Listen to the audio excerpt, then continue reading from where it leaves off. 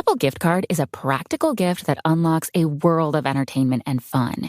You can send it via email or give a physical card to your loved ones. Your friends and family can spend it on their favorite Apple services, including Apple subscriptions. Apple Gift Card can be used to buy all things Apple. Products, accessories, apps, games, movies, TV shows, iCloud Plus, and more. Visit apple.com for details and to send Apple Gift Cards to your friends and family this holiday season. Saturday, Christmas comes early. Unbelievable! Welcome to this incredible scene. Bills. To the end zone! Chargers. It's a touchdown! An exclusive NFL game. This is fantastic! Live in primetime. Wow! Only on Peacock. With a Christmas gift to their fans. They're having some fun now. Bills versus Chargers. Saturday, 7:30 Eastern. Exclusively on Peacock. The holidays are a time to feel and create joy. And what could be more joyous than the look on her face as she unwraps a stunning new jewelry piece from Blue Nile? How about getting 50% off your purchase? Blue Nile offers premium quality, priced below traditional retail. Their online experts are available 24/7 to answer any questions and make sure you've picked the perfect gift. For a limited time, you can get 50% off at BlueNile.com. That's 50% off at BlueNile.com. Hello and welcome to the Paddock and the Pavilion with Stephen Wallace. In each show, Stephen will interview someone connected to the world of horse racing or cricket. Hello everyone. On today's podcast, I'm back with former England Test player Roland Butcher to discuss Test Cricket 2022 England style. That's if we have time. Welcome back, Roland. Thank you, Stephen. It's been a while, but great to be back. Yeah, so much has happened since Grenada back in March when England lost by 10 wickets. We've had a new director of cricket, a new coach, a new captain, 4 Test wins. Chasing 270 seems easy. Root's had 3 tons, Bairstow 4 tons. Let's start with England's chase against India, probably the greatest chase of all, and we chased down 378. What did you make of that? Yeah, obviously a fantastic performance. If you think how the game started and how it developed, they were very much, behind the 8 ball. Obviously, India got themselves a good first innings lead. Excellent position in the second innings. Really, India should have nailed the game in the second innings, but I think a bit of over-exuberance and maybe overconfidence allowed England back into the game.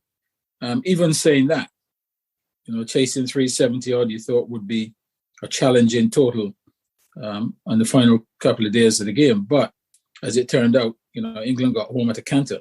Much to say that, as well as England played, I think the pitch also remained a very, very good one. And at the end of the day, it proved a very exciting test match. Yeah, what did you think of the way Root and Bairstow, or the whole England team, went about the chase? Well, listen, they didn't really have much choice.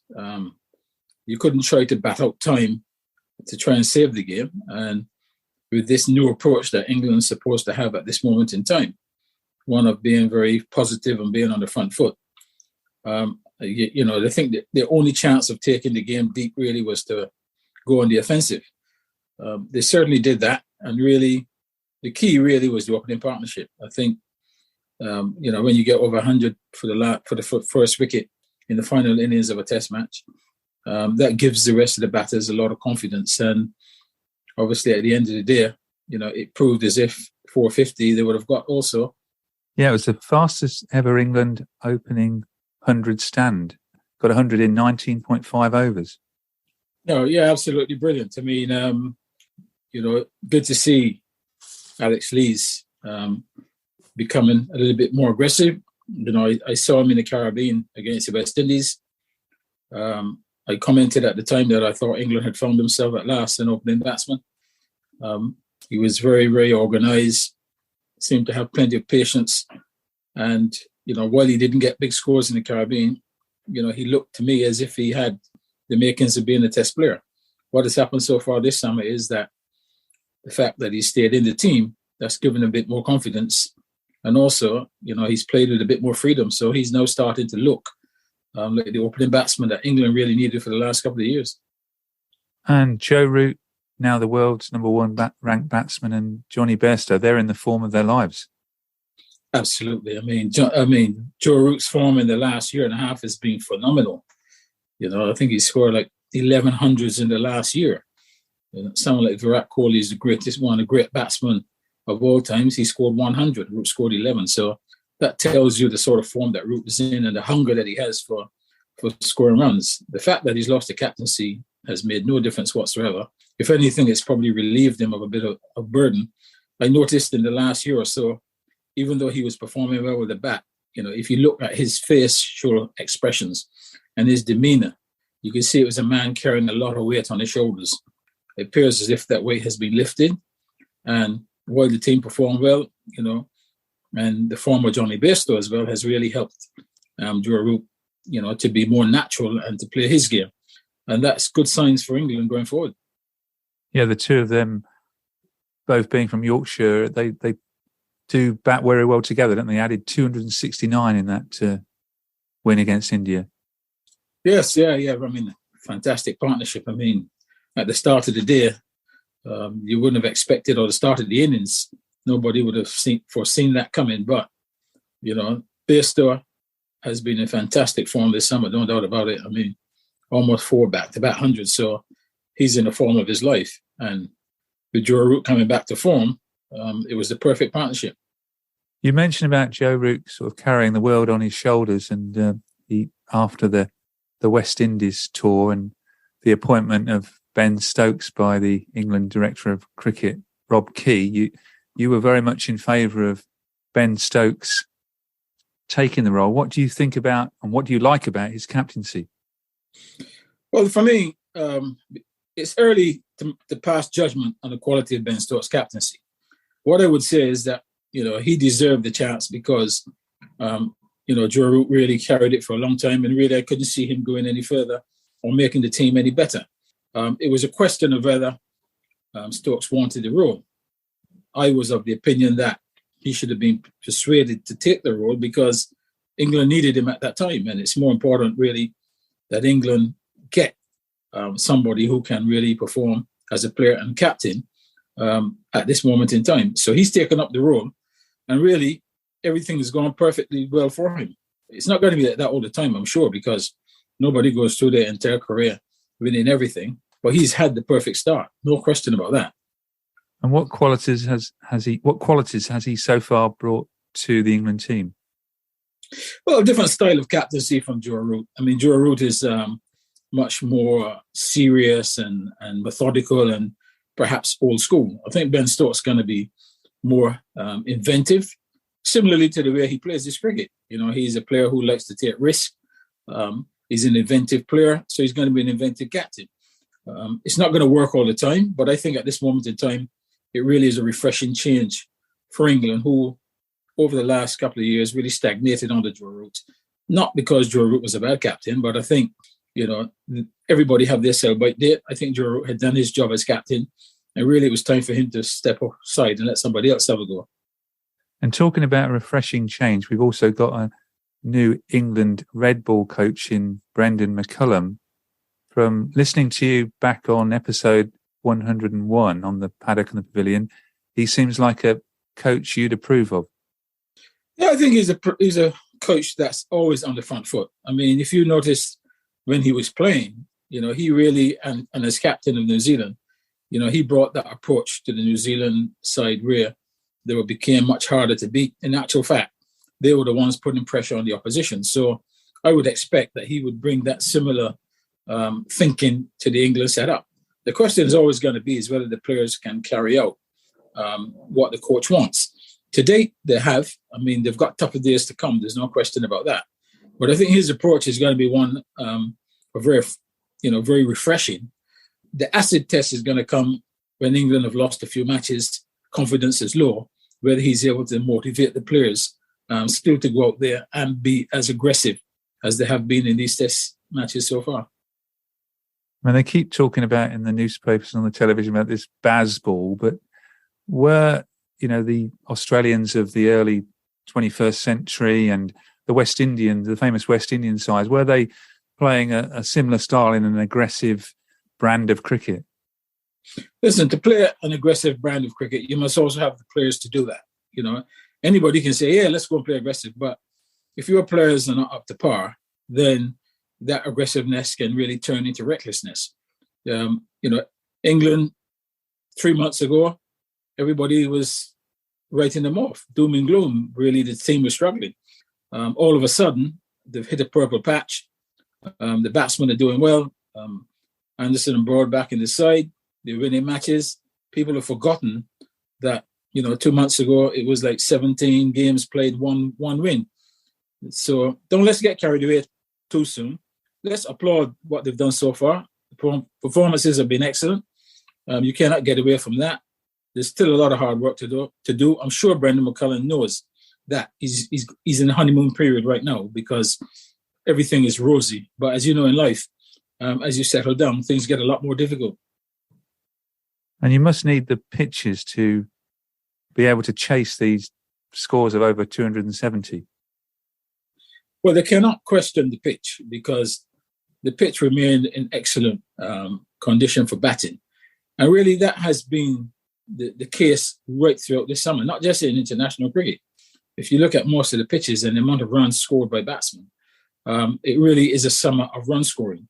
At county level, you've got people scoring double hundreds on a regular basis, teams getting 500-600. Right, so the basis is there. And the test match pitches have continued in that vein. So I think this year really is a summer of batsmen. I don't think it's going to be anything like the summer of 1947, where I know the likes of Dennis Compton, Bill Edridge, and Jack Robertson between them scored over 40 centuries in that season. I don't think it's going to be anything like that, but it's certainly going to be a batting season. You're just recollecting the golden days of Middlesex cricket there, being an ex-Middlesex player, aren't you? Well, I am, but at the same time, I'm acknowledging three very fine players. And, you know, that record, I mean, how do you beat that record?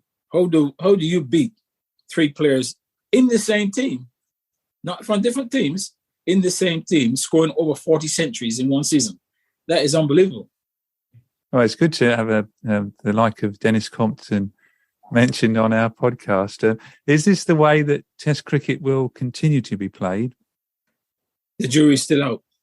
I think, as I said before, it's a lot to do with the players you've got, the team, the conditions you're in.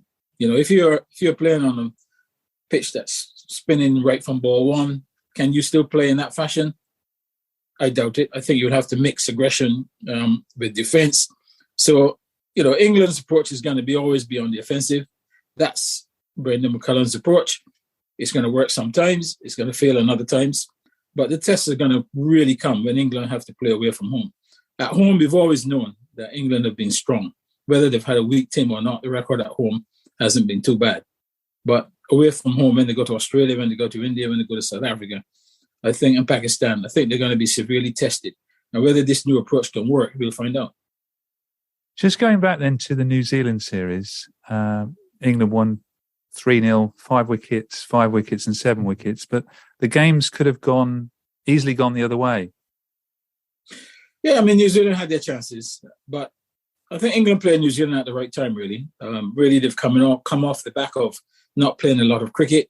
They had some injuries to key players, which meant that they couldn't put the best team on the park. That's not taking anything away from England's performances in terms of how they perform in winning those matches. But I think New Zealand arrived here really half-baked. As you know, these days, not many warm-up matches before you go into a test series. So if you go into a test match, you start off badly, you're trying to play catch-up in the test series. There's no matches in between. England caught New Zealand at the right time. New Zealand are not a bad team, so the win against New Zealand is a fantastic one to beat them 3-0. But at the same time, I think New Zealand would know that they can play a lot better cricket than they played in this series. Yes, it was really the Daryl Mitchell and Tom Blundell show for New Zealand, and with Trent Boult propping up the bowling. Yes, I mean, Wagner only played in the last test match. So, you know, Wagner is normally the front man for New Zealand in their bowling attack. You know, also they had the injury to Jamieson as well, who's a key player in their lineup, which the captain also missed test matches as well. So they were depleted. And also the likes of Devon Conway didn't have the same form that he had, say, a year ago when they were here. Good to see Darryl Mitchell really coming into his own, really, because, he was the stand-up batsman in the New Zealand setup, no question about that. And he looked to be in the same sort of form that Johnny Bairstow and Joe Root's in, that every time he bats, he's expecting to score runs. So New Zealand will know that, they've got areas to work on, but they will play a lot better in the future. And what are your thoughts on the England bowling with Jimmy Anderson and Stuart Broad coming back? Two players you thought should have gone to the West Indies. Yes, listen, I thought one of them should have gone to the West Indies. Both of them records are not particularly great in the West Indies, so I had no difficulty in just taking one. I thought Mahmood did pretty well in the West Indies. He was a bit of a find. He did pretty well. Unfortunately, he's injured, so he can't take his way in the team. I did say to you that I didn't feel Chris Woakes should have gone, because as good a place Chris Woakes is for England, his record in the West Indies is pretty awful. And really, that player should have gone to somewhere like Anderson or Broad. I had no doubt that Anderson Broad would be brought back to play in England, because in England conditions, they're the best that England have got. So you've got to keep them available. Anderson is still hungry. He may be late 30s, but his fitness is there. He doesn't get injured that often. He still bowls lots of overs. And in English conditions, he's going to be a real test. I think England's bowling still needs to have a cutting edge. In England, it may be okay, but when you get overseas, they're certainly going to need Mark Wood and, if possible, Jofra Archer to really give that team a bit of a cutting edge. And on the Jofra Archer, do you think there's still a chance that he could be back firing for England? Well, Jofra obviously has had a pretty rough time over the last year. First of all, the injuries to his elbows and the operations, and then obviously trying to get back to full fitness, sustain a stress fracture at the back. Now, I believe that he can recover from both of those. He's not the first player to have got a stress fracture. Mark Wood has a stress fracture, I understand. So he has to come back from that as well. I'm sure that they will. Just think back to someone like Dennis Lilly, who was a tearaway fast bowler. He had a stress fracture at the back, came back and became an even better bowler. He was a much better bowler when he came back the rest of his career than at the start. He was a bit of a firebrand. So I believe those guys, if given the right sort of support and enough time to get themselves fully fit, can come back and make a meaningful contribution to the team. And what an addition it will be. Certainly, they'll add a new dimension to the side. Have you been impressed with Matt Potts, the Durham bowler? I think Potts, yes, in English conditions. Again, you've got to see him overseas on flat wickets against very good batsmen to really make something of that. In English conditions, he really has done well. Similarly to when Robinson came in, Robinson did a good job here in England, but Potts now got his opportunity and he's taken it. Let's see how he goes when he goes overseas. And the spin bowling front, Jack Leach got 10 wickets in the third test against New Zealand. Well, Leach has been the preferred spinner for a long time. With Jack Leach, you know what you're going to get. He would also tell you that he's not the best left-arm spinner in the world, but England believe at the moment in time that he's the player, if there's going to be a spin option, that he's the player they're going to use. And, it's good for him that he got those 10 wickets, because he's been on a lot of pressure and a lot of scrutiny now for the last year or two. So for him to perform well and have a mark in the Test series, I think is very good for him and good for the team. Now, what the team really hopes is that going forward, that he can consistently put in those sort of performances. And there's talk of Moeen Ali coming back for the England tour of Pakistan in December. Yeah, good addition. If you've got someone like Moeen Ali who can contribute both with bat and ball, it gives you another bowling option. I know Joe Root has done a bit of bowling, but you wouldn't really call Joe Root a frontline bowler, even though he has bowled pretty well and taken crucial wickets. To have someone like Moeen Ali, who can bat in the late middle order and also bowl, and particularly, if the wicket turns and he can bowl it in tandem with Leach, it gives England a little bit more potency in their spin bowling attack. So the fact that he becomes available, I think, is a plus for England. And on the batting front, moving Ollie Pope up to number 3, got a century in the second test at Trent Bridge. Is he a natural number 3? It's difficult to say. Listen, he got the opportunity to bat number 3 and he made a big 100. Now, what he has to do now is to consolidate that position and get regular scores. Also, when he goes away, he's going to be judged on the performances overseas. Now, before the series started, you may remember that all the press and all the pundits were calling for the head of Ollie Pope, Johnny Bairstow, and Zach Crawley before the series started. Suddenly, Pope gets a big 100, Bairstow gets 100, and you're not hearing any more talk about Pope or Bairstow. But given the chance at number 3, he's done pretty well. He now has to continue. And you've mentioned Alex Lees. One player that's been the focus of attention has been Zach Crawley as the England opener. Do you think he should be given an extended run? I think Zach Crawley's batted out of position. I think it's because England short of an opener, and if they wanted to try somebody apart from one of the regular openers, there's no Burns, there's no Sibley, so they figure that Crawley is probably good enough to be in the side. So let's give him an opportunity to open. I don't believe he's a natural opener. I think he's got good talent, good ability, but I think his best time will come for England when he's batting in the middle order. It is probably not possible at this moment in time because the middle order looks fairly settled, and there's a lot of competition for that position. So I'm sure that he'll be trying to make a fist of opening the batting at this moment in time. But his better days are to come, I think, as a middle order batsman. And just changing to the white ball, and again talking about a Middlesex player, Owen Morgan, the England white ball captain, has resigned. Was it the right time for Owen to stand down? Absolutely. I think Owen Morgan has done a tremendous job for England, both as captain and as player. But, if you see his form and the way he's been getting out over the last year, you really saw the writing on the wall. I mean, I could see for some time that, his game has deteriorated. And, he's done a lot. There comes a time when really you want to do it, but you just physically or mentally can't do it. I think he's reached the point now where he's made the right decision to go at the right time. England's white ball cricket is still in a good space. He has been one of the main reasons for that. He's led the team through some tough times and into some very good times.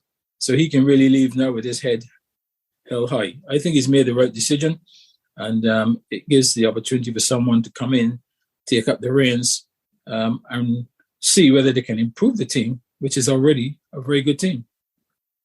And Butler, the right choice? He's going to have a lot to do, being the wicketkeeper, batting number 4 in ODIs, opening in the T20s and keeping wicket.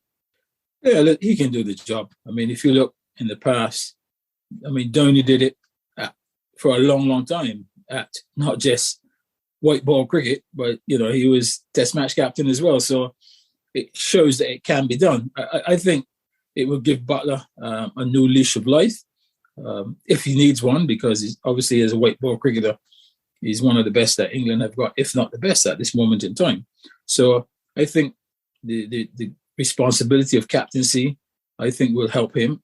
The question is going to be really whether he is able to not just keep his performances going, but whether he can motivate the team and the players to do even better. So we'll judge him on his ability as captain as time unfolds. And the white ball game now moves to playing against South Africa. We've got T20s and ODIs against them. And then the Test cricket begins at Lord's on the 17th of August. What are you expecting from South Africa? I'm expecting a very, very stiff series. I think South Africa have improved over the last year. Again, I saw them in the Caribbean, and I saw some very good signs from their players. I think fully fit, they've got a very good bowling attack, particularly pace attack. So we will see how the English batsmen stand up against that attack. I expect that South Africa are going to be very, very competitive throughout the summer. The only drawback, as I said, normally with touring sides these days is that they just don't get enough time to acclimatise and get used to the conditions before the real games start. That's the problem that South Africa will have to overcome. If they can overcome that, I think England are going to be in for a very, very tough summer. And personally, you're over now. This is the first time I think I've spoken to you on Zoom in the UK, and you've got your own tour where you're going talking about important diversity issues. How's that been going? Going well. I mean, I've been very busy since I've been here. Yes, I've been doing the diversity and inclusivity, equality and equity talks. As you know, I've been doing a lot of commentary for the BBC on the county championship. Done some events for the MCC. Got something to do for Middlesex. I'm having my bat launch on the 18th of July at Lord's, my training bats. It's going to be a very full summer. Moving around the country, I've got a lot of things to do. So I'm really enjoying it. I haven't been able to do it for a number of years. Now I have the opportunity. Obviously, COVID is a lot less than the last 2 years when we had total lockdown. So I'm really enjoying the summer and looking to see some good cricket. What's your bat launch on the 18th of July? Well, I mean, the bat launch, I designed many years ago 3 cricket training bats and really designed for improving the quality of batsmanship. They were designed really after my playing career. First one was really based on a technical issue that I had within my game, which bothered me for all those years. I designed that bat, trialed it, found that it worked well. Others used it. It went well. I thought the opposite had to be true for players who also had problems with the ball leaving them. So I designed a bat for that as well. At the time, I was working with Bob Warmer for the ICC. Bob Warmer was head of the high performance program. I was working with Bob as one of the coaches, particularly my area was Europe. So I was working in Holland and Denmark, France, Italy, etc., working with the national teams. Discussed it with Bob, who suggested that what I should do is to go and get the bats scientifically tested. So I did that. They went to Loughborough University, were scientifically tested for 2 years using the England Academy team at Loughborough. They did a thesis in 2004, which confirmed that the bats did exactly what they said they were supposed to do, and it improved all the players significantly.